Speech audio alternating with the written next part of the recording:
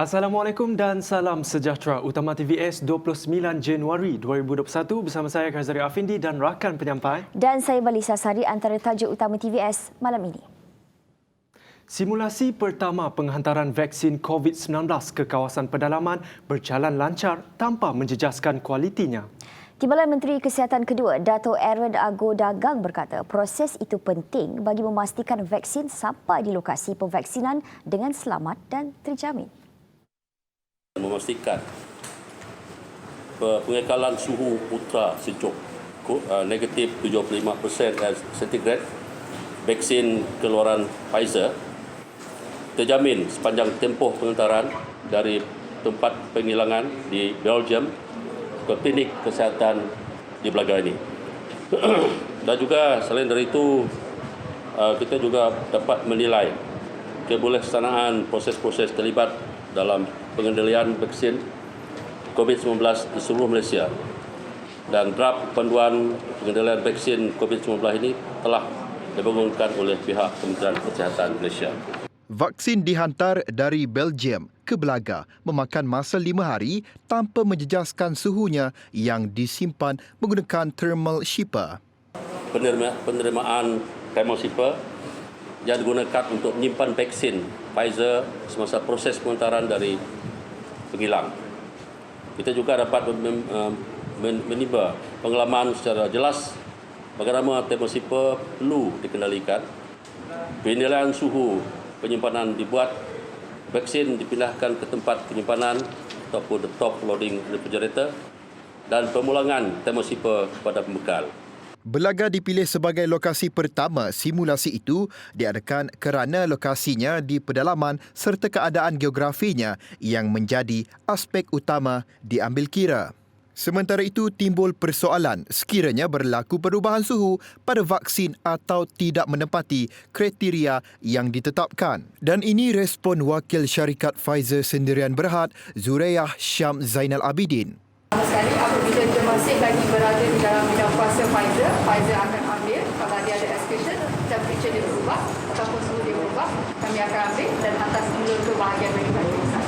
Tapi apabila berada di already kita dan negara kita sudah menerima vaksin itu, dia ada pula proses yang kemudian yang membenarkan pihak kementerian untuk mengungkapkan order sekiranya ada beberapa perkara yang tidak memenuhi ketetapan yang telah disetujui di dalam fakta.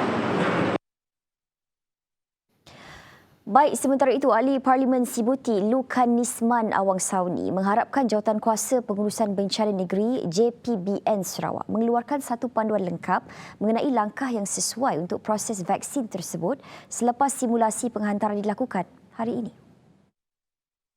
Ya, kerana dikatakan ada lebih kurang lebih 50 lokasi tempat penyimpanan vaksin untuk proses suntikan. So inilah kalau kita lihat untuk konteks negeri Sarawaknya ada bandar, luar bandar, pinggir bandar dan pendalaman. So honestly lah, jujurlah so di kawasan pedalaman memang kita totally dapat pakai Pfizer. Dan juga minta sida rakyat kita untuk bersiap sedialah dari segi mentally, berapa lama proses vaksin tu, apa pun SOP, something like that lah, supaya kita kelam kabut lah. Menurutnya, Kerajaan Sarawak akan mengusahakan alternatif lain sekiranya vaksin Pfizer tidak sesuai diguna pakai oleh rakyat negeri, terutama di kawasan pedalaman. Selain itu, jelasnya Kementerian Sains Teknologi dan Inovasi MOSTI dan Kementerian Kesihatan KKM akan menyediakan panduan berkenaan, tetapi adalah lebih baik sekiranya panduan tersebut disediakan oleh pihak JPBNS kerana peranan mereka lebih berpengaruh terhadap rakyat Sarawak. Menurutnya, pejabat residen dan pejabat daerah telah memulakan gerak kerja mendapatkan maklumat penduduk di setiap rumah panjang dan kampung bagi memudahkan proses suntikan vaksin kelak. Kita beralih ke perkembangan COVID-19 di Sarawak. Lagi satu kes kematian melibatkan seorang lelaki warga tempatan berusia 40 tahun di Sibu. Ini menjadikan jumlah keseluruhan kematian di Sarawak meningkat kepada 36 kes. Kes kematian ke-36 merupakan kes ke-1880 telah mendapatkan rawatan di Hospital Sibu kerana mengalami kesesakan pernafasan. Saringan ujian RT-PCR didapati positif COVID-19. Keadaan kesihatan kes terus merosot dan disahkan meninggal dunia pada Jumaat. Kes mempunyai komorbid, penyakit darah tinggi dan dislipidemia. Sementara itu, Jabatan Kesihatan Negeri Sarawak telah mengisytiharkan satu kluster baharu iaitu kluster tabung di daerah Bau. Sarawak merekodkan 179 kes positif COVID-19 melibatkan Sibu 65, Song 54, Miri 12, Kapit 11, Lundu dan Selangau 7 kes, Bau 6, Bintulu 5, Sebauh 3, Meradong dan Kenawit masing-masing 2 kes. Manakala Kuching, Pakan, Semarahan, Sarike dan Serian mencatatkan 1 kes. Ini menjadikan jumlah keseluruhan kes positif COVID-19 di Sarawak meningkat kepada 4,124 kes. Daerah Song di bahagian Kapit telah bertukar status dari jingga kepada status merah dan daerah Kapit kini bertukar status kepada jingga. Sementara itu, secara keseluruhan, Malaysia mencatatkan sebanyak 5,725 kes baharu COVID-19 pada Jumaat dan ini menjadikannya jumlah kes baharu tertinggi yang pernah dicatatkan setakat ini. Daripada 5,725 kes baharu itu, 5,268 kes merupakan kes tempatan, manakala kes import adalah 7 kes melibatkan 5 warga negara dan 2 bukan warga negara. Jumlah kes sembuh pula sebanyak 3,423 kes dengan jumlah kumulatif kes sembuh adalah sebanyak 157,722 kes atau 77.34%. Sebanyak 16 kematian baharu dilaporkan pada Jumaat menjadikan jumlah kumulatif kes kematian adalah sebanyak 733 kes atau 0.36%. Seterusnya, Kerajaan Sarawak komited dalam menjalankan kempen penanaman 100 juta pokok yang merupakan salah satu program penghijauan Malaysia oleh Kerajaan Pusat. Hasrat tersebut dinyatakan Timbalan Ketua Menteri Dato' Amar Awang Tengah Ali Hassan pada mesyuarat Majlis Tanah Negara ke-78 yang diadakan secara maya. Awang Tengah mewakili Ketua Menteri Datuk Patinggi Abang Johari Tenopeng pada mesyuarat tersebut yang disertai pemimpin negeri seluruh Malaysia dan dipengerusikan Perdana Menteri Tan Sri Muhyiddin Yassin. Dalam memastikan program restorasi lanskap hutan berjaya, Awang Tengah menekankan kepentingan membangunkan tapak semayan yang mampu membekalkan 600,000 spesies pelbagai jenis pada satu-satu masa. Beliau turut memohon kerajaan pusat untuk mempertimbangkan dana sebanyak 20 juta ringgit untuk tujuan tersebut di bawah rancangan Malaysia ke-12. Pada mesyuarat itu juga, Awang Tengah turut memaklumkan kejayaan pelaksanaan One Day Registration dan kini Jabatan Tanah dan Survey mempertingkatkan kecekapan pendaftaran dengan melaksanakan 100% Same Day Registration pada tahun 2020. Kes hamil luar nikah dalam kalangan remaja di Sarawak mencatatkan tren penurunan mengikut peratusan sejak 2014 dan ini melibatkan penurunan sebanyak 1,032 kes setakat tahun ini. Menurut Menteri Kebajikan Kesejahteraan Komuniti, Wanita, Keluarga dan Pembangunan Kanak-kanak, Datuk Seri Fatimah Abdullah, penurunan ini adalah ekoran pendekatan holistik yang telah dilaksanakan oleh kementeriannya melalui Majlis Pembangunan Sosial. Bila kita kira dari segi peratusan penurunan secara keseluruhannya ialah 38.3%.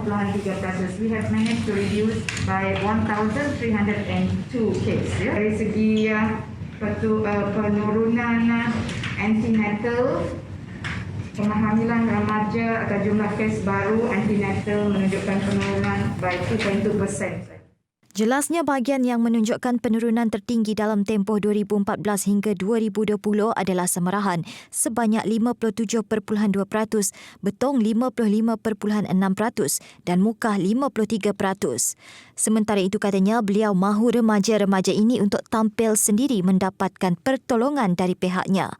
Menurut Fatimah, kementeriannya telah menyediakan pusat perlindungan bagi remaja ini iaitu di Taman Seri Puteri. Seri Puteri, Jabatan Kebajikan Masyarakat Sarawak. Kebanyakan kes yang masuk ke situ adalah di atas perintah mahkamah. Kes rogol misalnya, ada kes yang luar kawalan, tapi kita mahu melihat yang tampil secara sukarela untuk ditempatkan di Taman Sri Puteri. Baik, bersua kembali. Saban hari kita mendengar laporan tentang jumlah kes penyakit COVID-19 yang semakin menular di negeri dan negara kita, termasuk di rumah-rumah panjang. Namun jarang sekali kita memberi perhatian terhadap mereka yang telah pulih, seperti Noria Wade, berusia 34 tahun yang berasal dari Ngemah, Kanawit. Noria telah pulih daripada penyakit COVID-19 14 hari selepas disahkan positif pada 12 Januari lepas. Nasihat Noria, usah khawatir atau gusar jika terdapat tanda-tanda sakit. Ngabangsa bukai megak.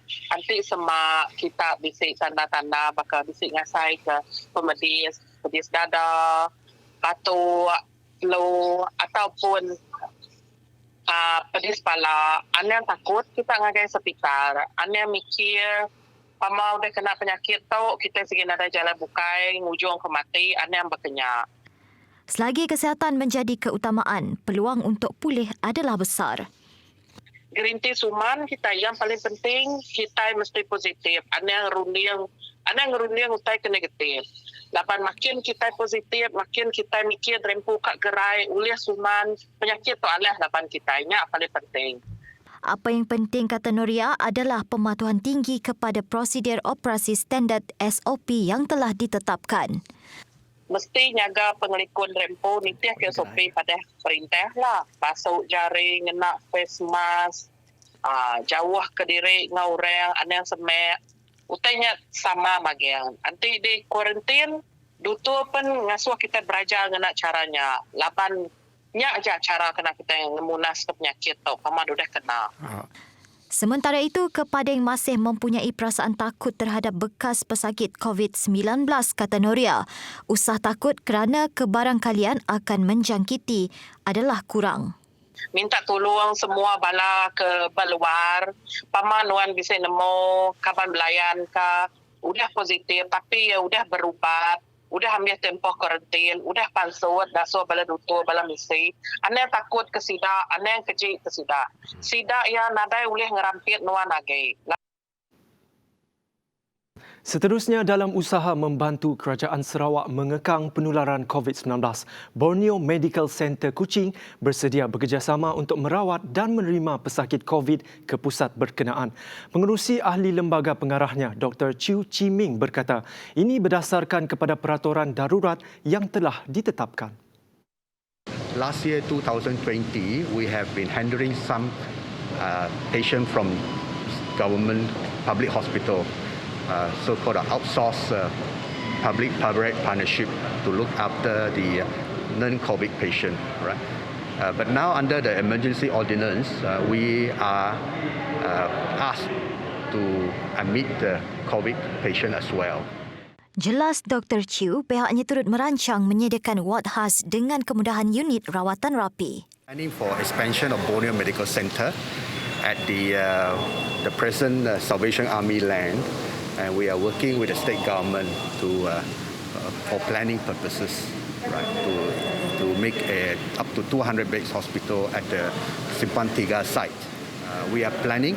We are allocating about a ward of 8 beds at the moment with ICU facilities at Borneo Medical Centre, and that is in the planning phase at the moment.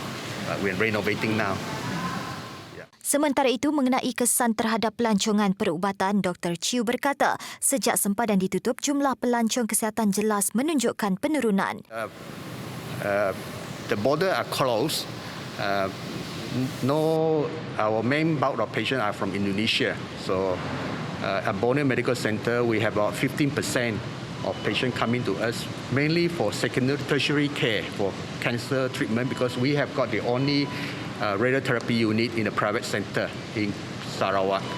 So at the moment, no Indonesian patients are coming. Right? So it affects us very severely. Right? Beliau bagaimanapun tetap optimis dengan kerjasama semua, tidak mustahil rantaian COVID-19 berjaya diputuskan.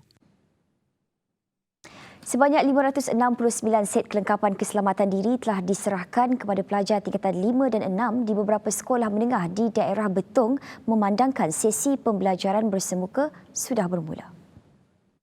Menurut Ahli Dewan Undangan Negeri Adun Layar, Gerald Rentap Jabu, peralatan tersebut disediakan atas usaha dan kerjasama Pusat Khidmat Dun Layar dan Skuad Kasih Sayang Plus Layar. Katanya penyerahan set kelengkapan keselamatan itu bertujuan untuk memastikan kesihatan dan kebersihan pribadi pelajar terjaga selain mengingatkan tentang pematuhan prosedur operasi standard SOP. Set kelengkapan keselamatan diri itu dilengkapi dengan cecair pembasmi kuman, pelitup separuh muka dan tisu basah beralkohol. Antara sekolah yang terlibat ialah SMK St. Augustine Betong, SMK Datuk Patinggi Kedit, SMK Ulu Layar, MRSM Betong dan College Vocational Betong. Jawatan Kuasa Bencana Bahagian Mukah JBBM dan Hospital Mukah sedang menyiapkan sebuah pusat rawatan berisiko rendah PKRC bertempat di Dewan Sukan Kem Belia Mukah. Menurut Residen Bahagian Mukah Hamdiah Bakir, pusat rawatan tersebut dibuka atas arahan Jawatan Kuasa Pengurusan Bencana Negeri JPBN Sarawak sebagai alternatif untuk merawat pesakit berisiko rendah susulan kesesakan di Hospital Sibu dan Bintulu. Katanya pusat rawatan itu akan dilengkapi dengan 50 tempat termasuk 25 katil. Sebaik sahaja pusat rawatan itu disiapkan dalam tempoh 2 hari, pihak hospital akan mengambil alih dan memulakan operasi. Seramai 50 petugas perubatan akan bertugas setiap hari dalam 2 shift merangkumi seorang pegawai perubatan, 2 penolong pegawai perubatan, 2 jururawat serta anggota rela dan polis. Baik, seterusnya Ketua Cawangan Kementerian Perdagangan Dalam Negeri dan Hal Ehwal Pengguna KPDNHAPBRI Jo Azmi Jabil mengesahkan tiada kenaikan harga membabitkan komputer dan telefon bimbit di daerah berkenaan. Perkara itu disahkan selepas beliau bersama 3 pegawainya melakukan pemeriksaan di premis-premis yang menjual perkakasan berkenaan di sekitar Miri dalam Ops Catut 8.0 pada Khamis. Beliau turut memberitahu bahawa pihak kementerian akan memberi amaran kepada peniaga agar tidak menaikkan harga peralatan elektronik selain menyatakan tindakan yang akan diambil sekiranya perkara tersebut berlaku. Biarpun angka penularan COVID-19 terus meningkat, Malaysia tidak akan melaksanakan penutupan ekonomi sepenuhnya. Itu tegas Menteri Kewangan Tengku Datuk Sri Zafrul Tengku Abdul Aziz. Katanya langkah bersasar yang kini dilaksanakan oleh kerajaan akan terus diperkasa sekiranya keadaan memburuk. Tambahnya, fokus akan diberikan terhadap pematuhan prosedur operasi standard SOP yang lebih ketat. Jelas Zafrul, kerajaan akan terus memantau sekiranya perlu untuk mengetatkan lagi Perintah Kawalan Pergerakan PKP 2.0 sedia ada. Bagaimanapun, Zafrul mengakui bahawa risiko negatif pelaksanaan PKP tetap ada biarpun kerajaan melaksanakan langkah ransangan termasuk peruntukan belanjawan 2021 yang terbesar. PKP 2.0 adalah berbeza kerana 90% sektor ekonomi yang menyumbang kepada keluaran dalam negara kasar KDNK dibuka. Dalam pada itu, Zafrul yakin sasaran pertumbuhan 6.5% hingga 7.5% untuk tahun 2021 masih dapat dicapai. Manakala sasaran defisit fiskal kekal pada 5.4% susulan perbelanjaan besar melalui pakej ransangan. Kementerian Kerja Raya KKR melancarkan Pelan Strategik Organisasi KKR 2021-2025 yang berpaksikan 4 teras strategik utama. 4 teras ini bertumpukan kepada industri pembinaan dalam pemulihan semula ekonomi Malaysia ke arah merealisasikan Wawasan Kemakmuran Bersama 2030. Menteri Kanan Kerja Raya Datuk Seri Fadilah Yusof berkata, teras pertama ialah memperkukuh pembangunan infrastruktur dan keterangkuman wilayah. Manakala kedua memperluas penggunaan teknologi digital dalam pembangunan dan penyelenggaraan infrastruktur. Teras ketiga, memperkasakan kapasiti dan kebolehan serta daya saing industri pembinaan. Dan teras keempat, memantapkan tadbir urus organisasi untuk meningkatkan kecekapan penyampaian perkhidmatan. Tambah Fadilah, teras strategik ini disokong dengan pelan tindakan, pemantauan dan penilaian supaya sentiasa selari dengan aspirasi kerajaan. Pelan strategik itu juga katanya mengambil kira keupayaan menjayakan rancangan Malaysia ke-12, kesediaan meneroka revolusi industri 4.0 dan dasar-dasar semasa yang akan diperkenalkan. Dalam pada itu, Fadilah berkata tuntutan pelanggan yang semakin meningkat dan mencabar memerlukan perancangan strategik yang holistik dan responsif. Kementerian Kerja Raya akan terus memainkan peranan sebagai pemacu dalam membangunkan kemudahan infrastruktur serta ejen perubahan dalam industri pembinaan negara. Pelan strategik organisasi Kementerian Kerja Raya 2021-2025 akan menjadi dokumen penting untuk menunjukkan komitmen KKR serta agensi. Seterusnya, Perbadanan Ekonomi Digital Malaysia MDEC telah melancarkan program pembiayaan alternatif untuk 2021. Program ini akan menyaksikan MDEC bekerjasama dengan 11 pengendali pendanaan awam bagi membantu usahawan mengatasi cabaran ekonomi akibat pandemik COVID-19. Ketua Pegawai Eksekutif MDEC, Surina Shukri berkata ini merupakan tahun kedua MDEC menjalankan program pembiayaan alternatif yang diterajui oleh Bahagian Pecutan Pertumbuhan Global GGA berikutan kejayaannya semasa dilancarkan pada 2020. Pada tahun 2020, 16 syarikat mengambil bahagian dan berjaya mengumpulkan sehingga 19.89 juta ringgit. Dilancarkan pada April 2020, program pembiayaan alternatif ini menyaksikan MDEC bekerjasama dengan 7 pengendali pendanaan awam yang menawarkan saluran alternatif untuk pemula niaga bagi mendapatkan pembiayaan. Modal teroka VC pula agak kurang menerima pelaburan baru berikutan ketidaktentuan yang disebabkan oleh pandemik itu. Antara pemula niaga yang berjaya menerima pembiayaan menerusi program ini adalah Policy Trade yang mengumpul sehingga 1.8 juta US dollar ataupun 7.8 juta ringgit Malaysia. Ia merupakan dana terbesar yang dikumpul setakat ini daripada platform pendanaan awam equity ECF di Malaysia. Lagi perkembangan dalam negeri, formasi bentuk kepala singa yang baru ditemui berhampiran pantai Tusan Miri dilaporkan runtuh. Kejadian tersebut dilaporkan oleh seorang jurugambar bebas, Lee Vun Fah, ketika mengambil imej pemandangan tebing menggunakan drone. Menurutnya, ketika mengambil video, beliau mendapati kepala singa berkenaan telah runtuh dan hanya menunjukkan serpihan batu sahaja, manakala sebahagiannya masih kekal. Beliau kemudian berkongsi kejadian tersebut dalam laman Facebooknya selepas mendapati formasi tersebut sudah runtuh. Sementara itu, Menteri Muda Wanita, Keluarga dan Pembangunan Kanak-kanak Rozi Yunus yang juga adun berkenu ketika dihubungi berkata, punca keruntuhan ini lebih kepada kejadian semula jadi. Sebenarnya punca keruntuhan kepala singa ini lebih kepada semula jadi kerana berlaku ombak besar di sekitar pantai tersebut. Amat difahami sangatlah bentuk tanahnya di situ sangat lembut. Dan ianya berubah ikut keadaan dan cuaca. Bila gelombang besar memang akan berlaku hakisan yang teruk kerana tanah dan juga pasirnya sangat lembut. Senada dengan Rozi, Pengurusi Persatuan Pencinta Alam Malaysia Cawangan Miri, Musa Musbah turut berpendapat perkara yang sama. Katanya struktur kepala singa tersebut bukanlah batu keras tetapi hanya batu lembut dan berpasir. Jelas beliau, fenomena air pasang tinggi juga turut menghaki struktur berkenaan. Oleh kerana dunia kena bertambah air, oleh kerana ice melting dan ketukaran cuaca. Jadi hantaman ombak tu akan create berbagai keadaan di tepi pantai seperti especially dekat Tusan.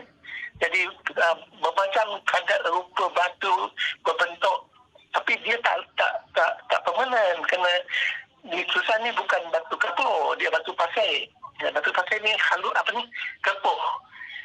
Jadi apabila bulan lepas dan Tengkujuh apa semua terbentuklah rupa kepala singa. Beliau turut mendedahkan tiada cara untuk mengekalkan struktur tersebut memandangkan keadaan tanah berbentuk 45 darjah menyukarkan pembinaan benteng di sepanjang pantai Tusan. Sedikit berita hiburan, penyanyi tempatan dan pemain muzik Sape terkenal Alina Murang melancarkan muzik video dan single terbaharunya berjudul Mino. Karya terbaru beliau kini boleh ditonton di laman YouTube sendiri.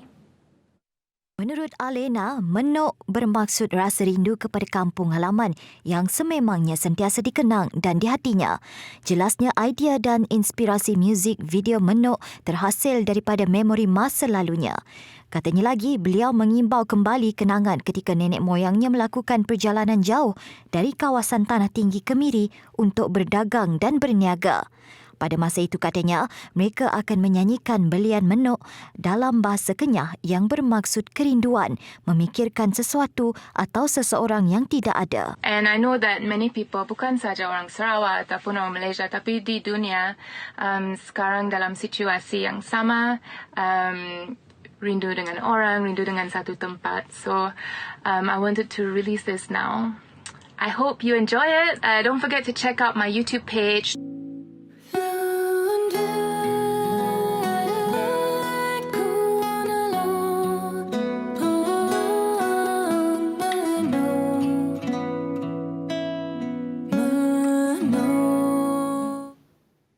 Baik, sampai di sini sahaja pertemuan kita menerusi Utama TVS. Teruskan kesetiaan anda bersama Astro 122 dan saya Melissa Sari bersama rakan penyampai. Dan saya Kaizari Afindi. Salam hormat dan selamat malam.